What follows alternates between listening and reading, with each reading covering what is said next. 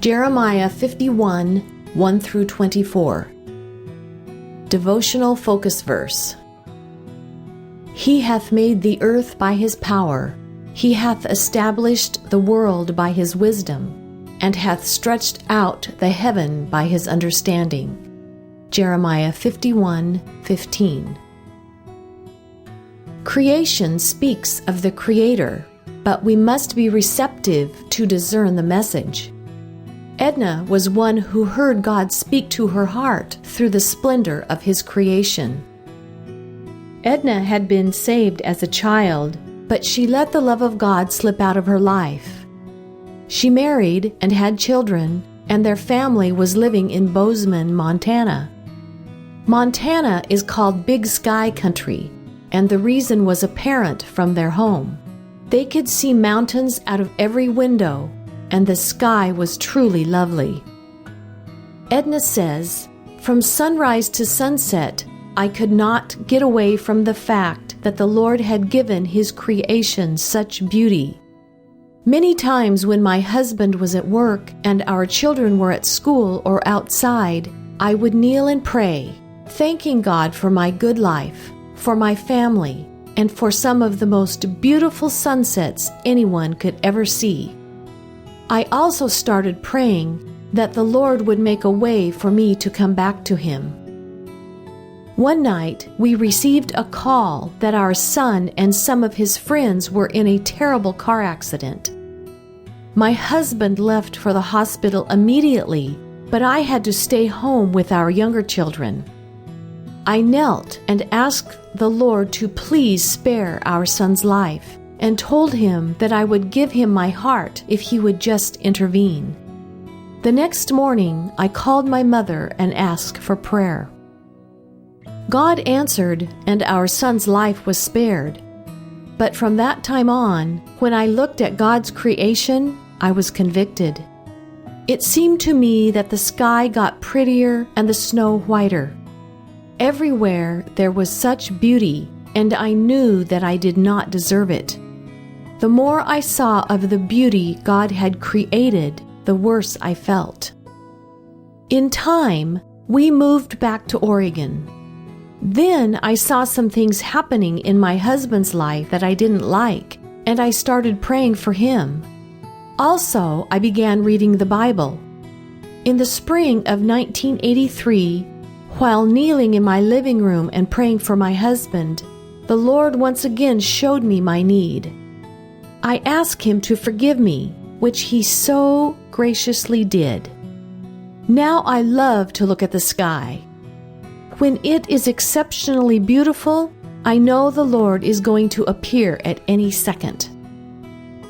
Edna heard the voice of the Creator because she was willing to listen. In contrast, the people of Judah and also the Chaldeans of Babylon had rejected the Creator and made their own gods. In today's text, God, whose infinite power, wisdom, and understanding are clearly apparent in the works of His hands, is contrasted with the utterly worthless idols worshipped by the Chaldeans. Has God spoken to your heart through the magnificence of His creation?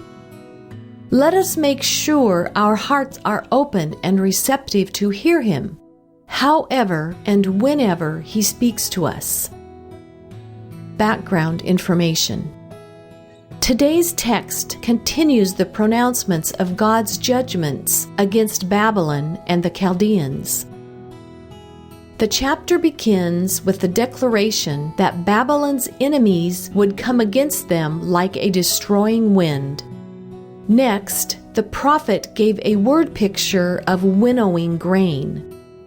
In the ancient East, corn or wheat was crushed by animals walking on it or by running a heavy wheel over it. Then it was tossed in the air with a shovel so the wind would blow away the chaff and the grain would fall to the ground. The word brigandine, see verse 3, means a coat of mail, but that armor would not be sufficient to protect the Chaldean soldiers. Their nation would be crushed and destroyed because of their sins against God. Although God had severely punished Israel and Judah for their rebellion, He had not totally forsaken them. He had used Babylon as His tool, but God also promised vengeance on that nation because of its own sins. God's people would be vindicated. Those who wished to help Babylon would not be able to deliver it.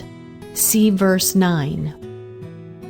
Thou that dwellest upon many waters, see verse 13, may have referred to Babylon's location on the Euphrates and Tigris rivers, or the city's numerous irrigation canals. This phrase also may have referred to the many nations and peoples that Babylon ruled. The prophet said Babylon's destruction would come from the Medes. See verse 11. The Medes became a notable force about 100 years before the time of Jeremiah.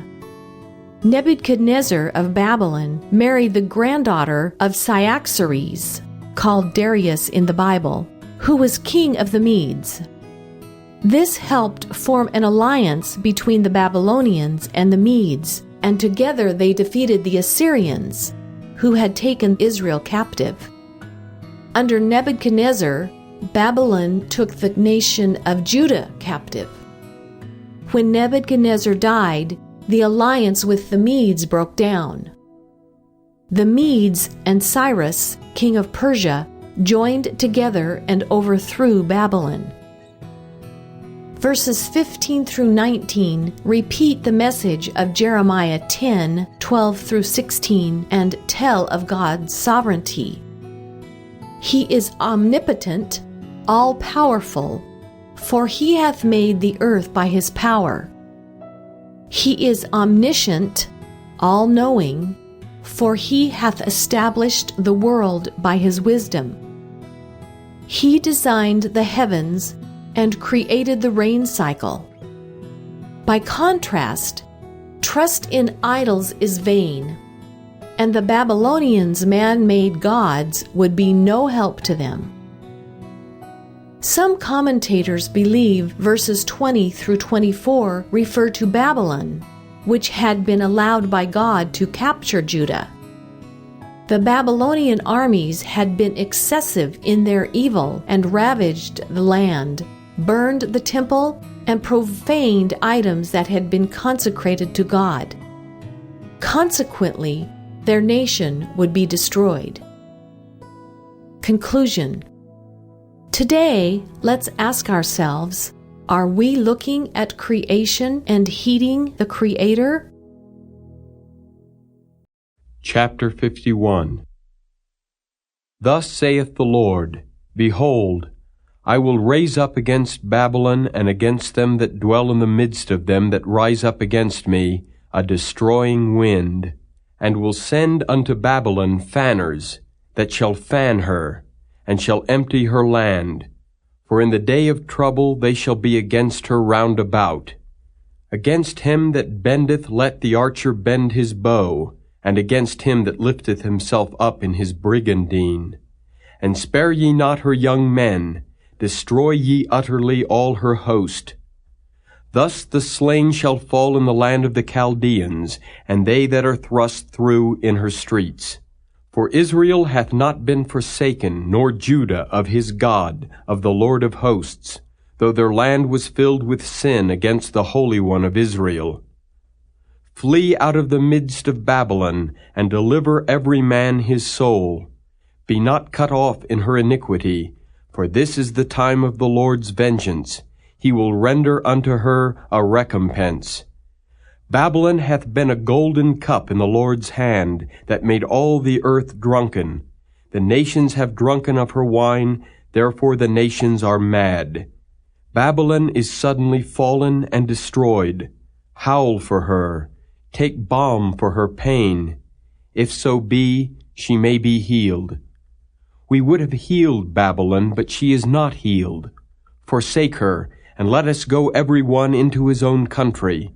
For her judgment reacheth unto heaven, and is lifted up even to the skies.